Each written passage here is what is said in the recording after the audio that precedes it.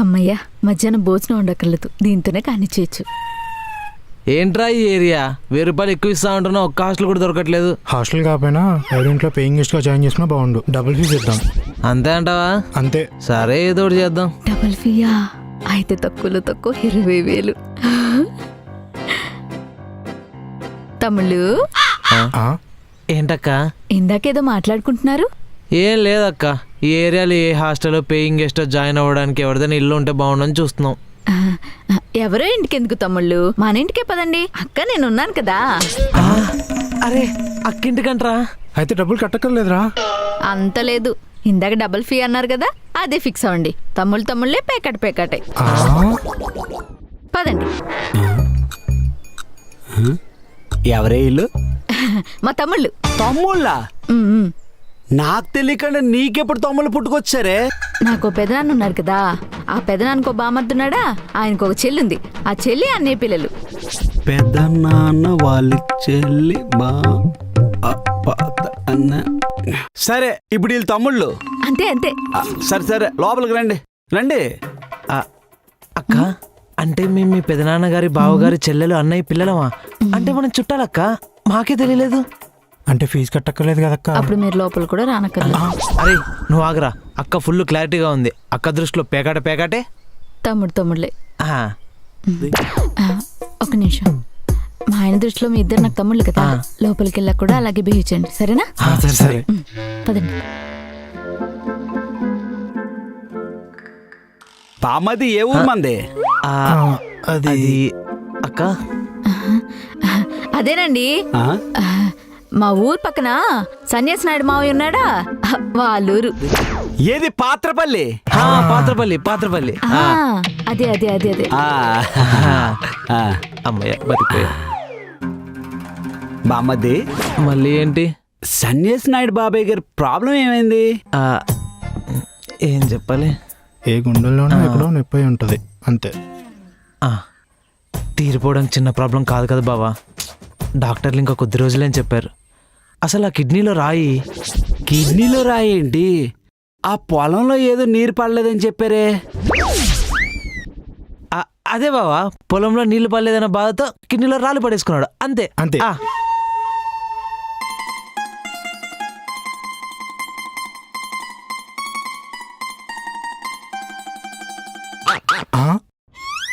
ఇదేంటి? డబ్బులు ఇస్తున్నాగా, ఇంకా వెయ్యండి. డబ్బులేంటి?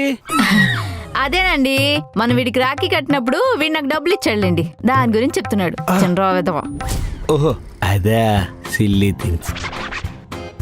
ఫుడ్ బిల్లు వేరు, సరేనా? అదేంటి, జనరల్గా హాస్టల్లో భోజనం వాళ్ళు పెడతారుగా. హాస్టల్లో ఎంత క్వాలిటీ ఫుడ్ ఉంటుందా? క్వాలిటీనా? ఇది చూసారా, చారు నీరు కూడా తెలియట్లేదు, ఇది క్వాలిటీనా? చారు ఎప్పుడు నీళ్ళలోనే వండుకోవాలి, అప్పుడే అరుగుతుందని మంత్రి సత్యనారాయణ గారు చెప్పారు. మూసుకుని తిను. హే, నాకు వడ్డించవే, మీ తమ్ముతో మాట్లాడుకుని చాలు. ఏం చేస్తున్నావు? తిన్నావా? ఈరోజు మీ ఇంట్లో ఏం కూర?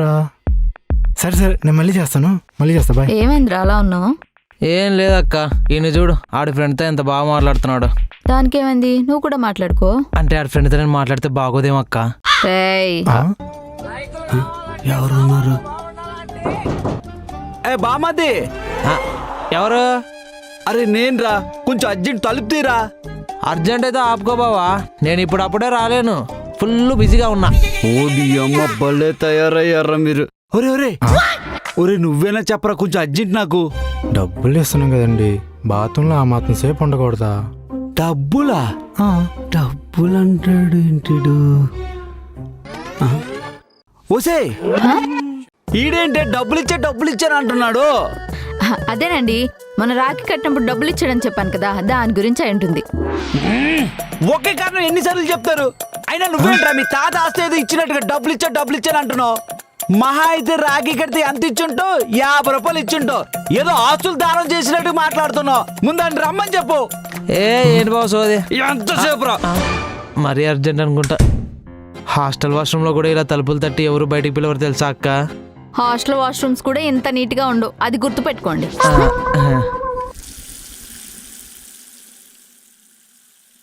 ఇంకెన్ని రోజులు ఉంటారే వాళ్ళు మన ఇంట్లో? ఇంకా నెల రోజులే. నెల రోజులా? నెల రోజులు మన ఇంట్లో చుట్టాలు ఉంటారంటే నువ్వు ఒప్పుకున్నావా? ఏ జన్మలో చేసుకుని పుణ్యం ఏంటాలు. సర్లేండి. నాకు డౌటే, ఇందులో నీ పీనాస్ ప్లాన్లు ఏం లేవు కదా? అదేంటండి అలా మాట్లాడతారు? ఏదో మా పెద్దనాన్న ఉంచుకోమన్నాడని ఒక నెల రోజులు ఉంచుకుంటున్నా, దానికే అంత అనుమానించాలా? చిచ్చి, పదండి. చేసే పనులకి చెప్పే మాటలకు పొంతన ఉండట్లేదు.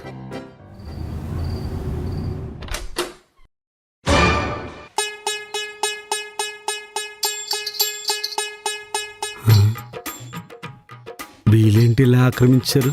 ఒరేయ్ రేయ్, అరే రెగండ్రా, నాకు ఈ రూమ్ అలవాటు, మీరు ఆ రూమ్ లోకి వెళ్ళి పడుకోండిరా. ఏంటండి ఇది? డబ్బులు ఇచ్చాం, భోజనం సరిగ్గా లేదు, బాత్రూంలో కూర్చోనీరు, ఆఖరికి నిద్ర కూడా సరిగ్గా పోనీరా. వీడు మాట్లాడుతున్నా రాఖీ డబ్బుల గురించేనా? అవునండి, దాని గురించే మాట్లాడుతున్నాడు. ఒరే నీకెన్నిసార్లు చెప్పాలరా, తొక్కలో 50 రూపాయల కోసం డబ్బులు ఇచ్చాను ఏదో అమ్మానిలా మాట్లాడుతున్నావు. ఇంకోసారి డబ్బులు ఇచ్చానండి. పోన్లేండి. అతిథులు కదా, ఇవి ఒక్క రోజుకి మర్యాద చేద్దాం. మనం ఈ ఒక్క రోజుకి ఆ రూమ్ లో పడుకుందాం, సరేనా? పదండి. 50 అన్నా ఉంటే పేరు కోసం. పదండి.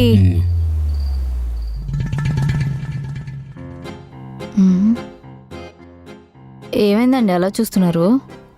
ఏం లేదే, నీ పిసిని కొడుతానానికి ఈ నెల రోజులు ఇంట్లో ఉండడానికి ఎక్కడ సింక్ లేదే. అంటే ఏంటి, వాళ్ళ దగ్గర హాస్టల్ ఫీజు తీసుకొని హాస్టల్ బదులు మన ఇంట్లో ఉంచుకుని ఆ డబ్బులు నేను దొబ్బేస్తున్నాను అనుకుంటున్నారా? ఈ పాయింట్ ఏదో కరెక్ట్ సింక్ అవుతున్నట్టుందే. చిచి, ఏమనుకుంటారండి నా గురించి? నేను జాగ్రత్త పరురాలనే గాని మరి కక్కుర్తి దాని కాదు. పడుకోండి. ఏవండి ఏవండి ఏవండి, లేవండి. ఏంటే వాళ్ళు కనిపించట్లేదు.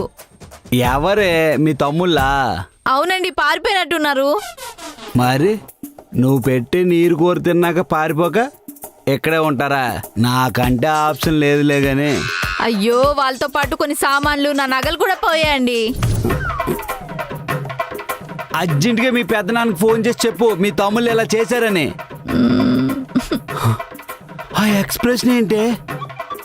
కొంప తీసి రాత్రి చెప్పిన హాస్టలు ఫీజు దానికి సింకా?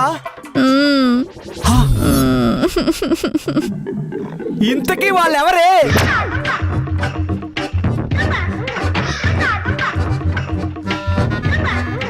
వీధిలో వాళ్ళు కూడా ఫోన్ చేశారండి. 4-5 ఇళ్లలో దొంగతనం కూడా జరిగిందంట. అది కూడా వీళ్ళేనేమో.